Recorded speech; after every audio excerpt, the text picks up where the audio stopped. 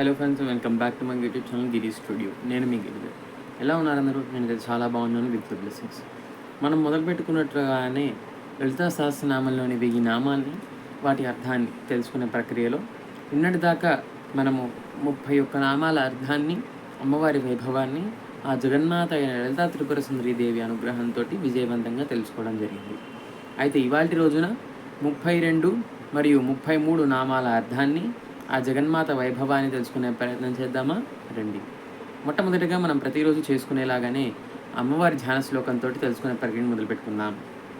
సింధూరారుణ విగ్రహాం త్రినయనాం మాణిక్యమౌలిస్ఫురత్తారా నాయకశేఖరాం స్ఫుటముఖీం మాపీనపక్షోరుహాం పాణిభ్యాం అళిపూర్ణరక్తశకం రక్తోత్పలం బిభ్రతీం సౌమ్యాం రత్నఘటస్థరక్తచరణాం ధ్యాయేత్ పరామంబికాం. శ్రీమాత అయిన లలితా త్రిపుర సుందరి దేవిని మనం సహస్రనామాలతోటి అత్యద్భుతంగా, అనుపమంగా, ప్రేమభావంతో, భక్తిభావంతో అమ్మవారిని కీర్తిస్తున్నాం, పూజిస్తున్నాం, తరిస్తున్నాం. అయితే నిన్నటి వరకు మనం 31 నామాల్లో అమ్మవారి శరీరంలో, అమ్మవారి ముఖంలో పర్టికులర్గా కొన్ని వర్ణిస్తూ, అలాగనే నిన్నటి నామంలో అమ్మవారి మెడలో ఉండే మంగళసూత్రంతో పాటు అమ్మవారి కంఠాన్ని వర్ణించాను. అయితే ఆ కంఠవర్ణనకి అనుసంధానం చేస్తూనే ఇవాల్టి 32వ నామం ఉంటుంది.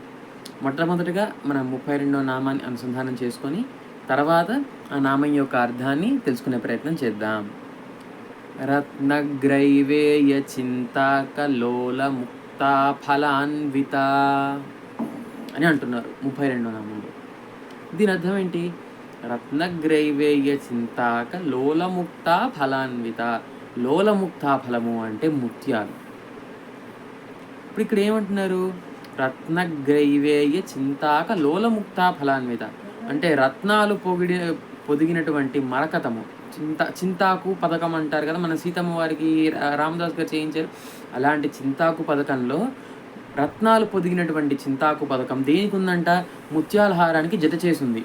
అలాంటి దివ్యమైన ముత్యాల హారాన్ని ధరించినటువంటి అనుపమమైన మెడను కలిగిన జగన్మాత లలితా త్రిపుర సుందరి దేవి నీకు నమస్కరిస్తున్నానమ్మా అంటూ చెప్పేదే రత్నగ్రైవేయ చింతాకలోల ముక్తా ఫలాన్విత అనే నామం.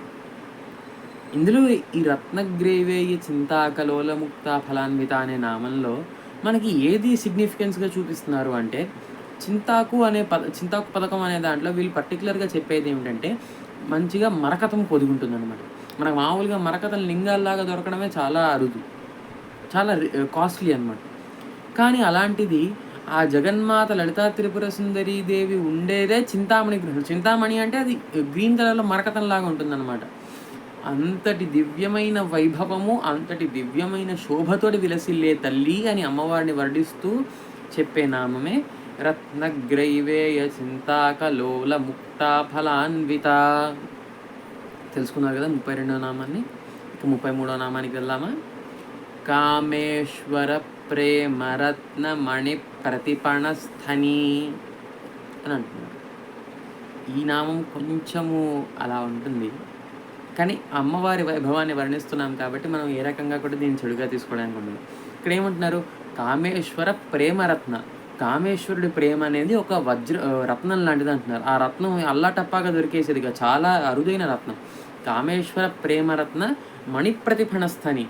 ఆ రత్నానికి బదులుగా మణిప్రతిఫణస్థని, మణుల లాంటి తన స్తనద్వయాన్ని ఆయనకి ఇచ్చిందంట ఆ అమ్మ. అంటే ఏమంటున్నారు? ఇక్కడ సృష్టి యజ్ఞ రహస్య శాస్త్రాన్ని మనకి అందిస్తున్నారు. ఒకటి గుర్తుపెట్టుకోండి, లలితా సహస్రనామం కనుక మీ చేతిలో ఉందా, మీ చేతిలో అన్నీ ఉన్నట్టే. ఇందులో మంత్రశాస్త్రం ఉంది, తంత్రశాస్త్రం ఉంది, యంత్రశాస్త్రం ఉంది, బీజాలు ఉంటాయి. అన్ని శాస్త్రాలు కలగలిసిన ఏకీకృత స్వరూపమే లలితా సహస్రనామం. కాబట్టి మీకు అందరికీ దయచేసి నేను మనవి చేస్తున్నాను, ఖచ్చితంగా లలితా సహస్రనామం అనేది మీ నోటి మీద తాండవం ఆడాలి అంటారు కదా, అలా మీ నోట్లో ఉండేటట్టుగా చూసుకోండి. ఖచ్చితంగా లలితా సహస్రనామాన్ని నేర్చుకోండి, దయచేసి నేర్చుకోండి. అయితే నేను ఏమంటున్నారు? కామేశ్వర ప్రేమరత్న మణిప్రతిఫణస్థని. కామేశ్వరుడి ప్రేమం అనే రత్నానికి బదులుగా ఆవిడ మణులు లాంటి స్థనాల్ని ఆయనకు అందించిందంట. అంటే ఇందులో సృష్టి యజ్ఞ రహస్య శాస్త్రాన్ని బోధిస్తూనే మనకేం చెప్తున్నారు? ఆ జగన్మాత అయిన లలితా త్రిపుర సుందరీ దేవికి ఎవరైనా బిడ్డల సమానమే. అది కామేశ్వరుడైనా, మీరైనా, నేనైనా, బ్రహ్మదేవతలైనా, ఇంద్రదేవతలైనా, రాక్షసులైనా అంతే. అందరికీ ఆవిడ జగన్మాత, అందరికీ తల్లి లాంటిది. కాబట్టి ఈవిడేమంటుంది, కామేశ్వర ప్రేమ మన వైపు నుంచి ప్రేమను కోరుకుంటుంది. ప్రేమ అంటే ఇప్పుడు మనం మామూలుగా సమాజంలో చూసేటువంటి ప్రేమ కాదు, భక్తి అనే ప్రేమని ఆ అమ్మ కోరుకుంటుంది.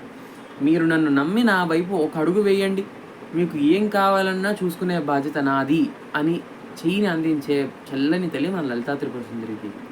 అలానే కామేశ్వర ప్రేమరత్నాన్ని ఆవిడ ఎలా అయితే కోరుకుందో, పిల్లలైన మన నుంచి భక్తి అనే ప్రేమరత్నాన్ని కోరుకుంటుంది అమ్మ. ఆ భక్తి అనే రత్నాన్ని మనం ఇచ్చామనుకోండి, మణిప్రతిఫణస్థని, ఆవిడ మనుల్లాంటి స్థనాన్ని మనకు అందిస్తుంది. ఆ స్థనాన్ని అందించడం వల్ల మనకి ఏమొస్తుంది అంటే, మామూలుగా మనం ఈ భూప్రపంచం మీద ఎవరైతే పుట్టారో వాళ్ళు ఖచ్చితంగా ఒక తల్లి స్థానాన్ని అయితే తీసుకుంటారు. కానీ ఆవిడ స్థనము వీళ్ళ స్థనాలతో పోల్చదగ్గది కాదు. ఆవిడ స్థనద్వయాన్ని కనుక మనకి ఇచ్చింది అంటే మనమెవరో తెలుస్తుంది. మనమెవరో తెలియడానికంటే ముందు ఆవిడెవరో తెలుస్తుంది. అది ఆవిడ కూడా కాదు, శివుడు అంటే ఎవరో తెలుస్తుంది. అది తెలిసిందంటే ఇంకా వైరాగ్యం వచ్చేసినట్టే, ఇంకేమీ అవసరం లేదు. అలాగా మనకి ఏమి కావాలో అవి అందిస్తుండేటువంటి చల్లని తల్లి కాబట్టే కామేశ్వర ప్రేమరత్న మణిప్రతిఫణస్థని. కామేశ్వరుడి యొక్క ప్రేమరత్నాన్ని పొందడం కోసం ఆవిడ మనుల్లాంటి స్థనద్వయాన్ని ఆయనకి అనుగ్రహిస్తూ, తద్వారా భక్తులైన పిల్లలైన మనకి కూడా అన్ని రకాలైన సుఖ సౌభాగ్యాలని అందించేటువంటి మనస్తత్వంతో చల్లటి తల్లిగా ఉండేటువంటి లలితా త్రిపుర సుందరీ దేవి నీకు నమస్కరిస్తున్నానమ్మా అంటూ చెప్పే నామమే కామేశ్వర ప్రేమరత్న మణి ప్రతిఫణస్థని. తెలుసుకున్నారు కదా ఇవాళ 32 మరియు 33 నామాల అర్థాన్ని.